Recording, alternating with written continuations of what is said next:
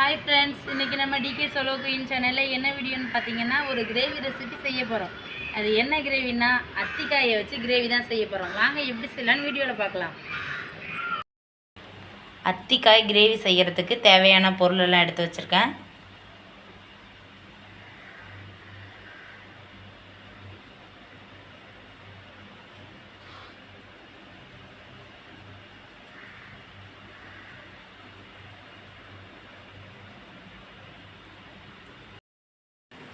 இங்கே பாருங்கள், அத்திக்காயை காம்பெல்லாம் கிள்ளிட்டு கழுவி எடுத்து வச்சுருக்கேன். காம்பை கிள்ளும் பொழுது அத்திக்காயில் பால் வரும். அந்த மாதிரி பால் வரும்பொழுது நல்லா அதை கழுவிட்டு எடுத்துக்கலாம். இப்போ இதை கழுவியாச்சு. இப்போ இந்த காயை தட்டி தண்ணியில் வாஷ் பண்ணிவிட்டு அதுக்கப்புறமா நம்ம வேக வச்சுக்கணும். வாங்க பார்க்கலாம்.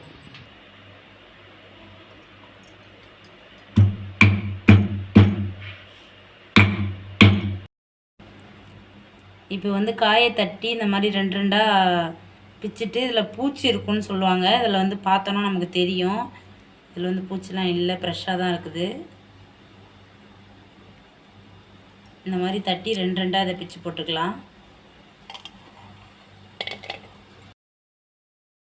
இப்போ எல்லா அத்திக்காயுமே தட்டி எடுத்துக்கிட்டேன். இங்கே பாருங்கள், தட்டி இதில் பூச்சிலாம் இருக்கான்னு பார்த்துட்டு சுத்தமாக க்ளீன் பண்ணி எடுத்துருக்கேன்.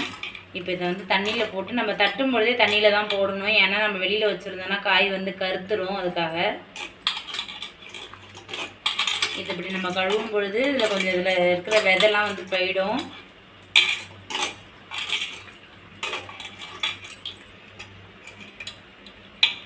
இப்போ நம்ம வேக வைக்கிறதுக்காக இதை பாருங்கள், வானலில் தண்ணி வச்சுருக்கேன். அதில் சேர்த்துக்கலாம் காயை.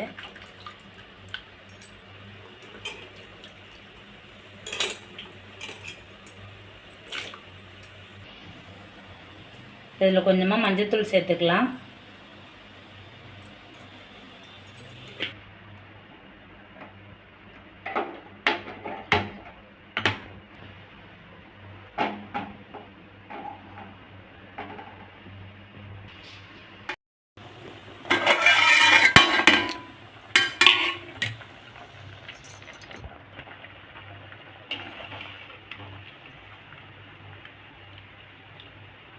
இங்கே பாருங்கள், காய் நல்லா வெந்துருச்சு.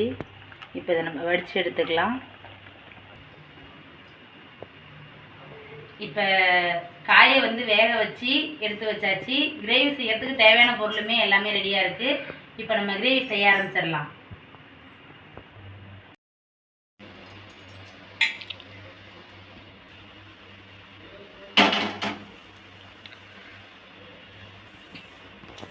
பாத்திரம் சூடாயிடுச்சு, எண்ணெய் சேர்த்துக்கலாம்.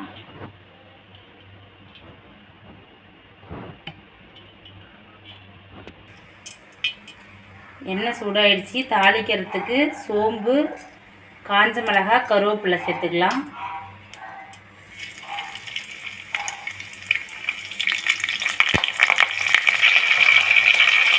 அடுத்தது நறுக்கி வச்ச வெங்காயத்தை சேர்த்துக்கலாம்.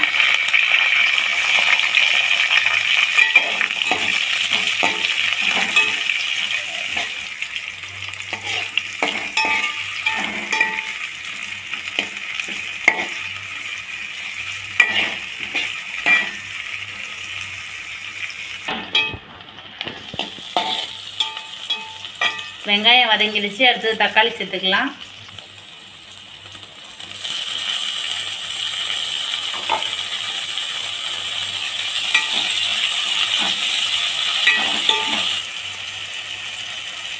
தக்காளி வதங்கிடுச்சு. இப்போ நம்ம இடித்து வச்சுருக்கிற இஞ்சி பூண்டு சேர்த்துக்கலாம்.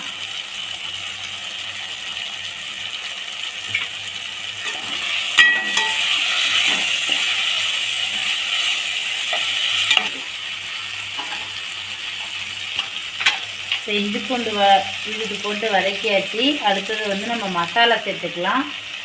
வீட்டு குழம்பு மிளகாய் தூள், மஞ்சள் தூள், கரம் மசாலா.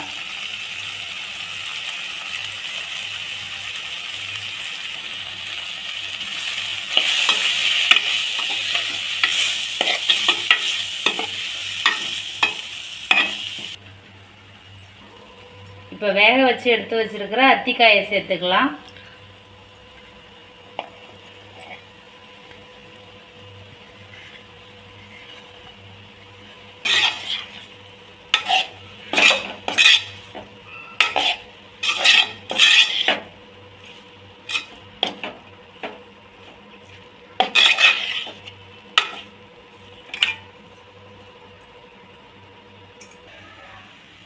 இப்போ கிரேவிக்கு தேவையான தண்ணி சேர்த்துக்கலாம்.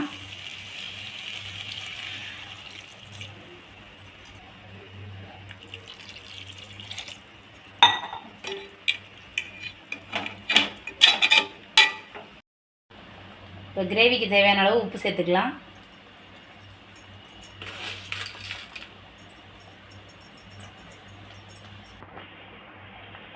இப்போ மூடி வச்சு கொஞ்சம் நேரம் கிரேவியை கொதிக்க வச்சுக்கலாம்.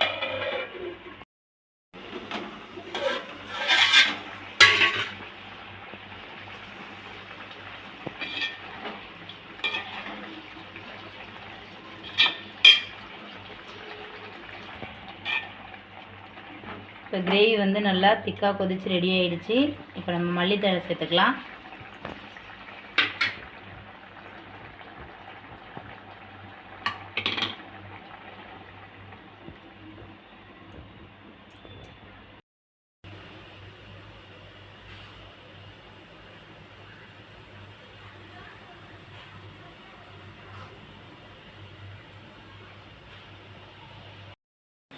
பல்வேறு மருத்துவ பயன்கள் கொண்ட அத்திக்காய் கிரேவி வந்து ரெடி ஆகிடுச்சு.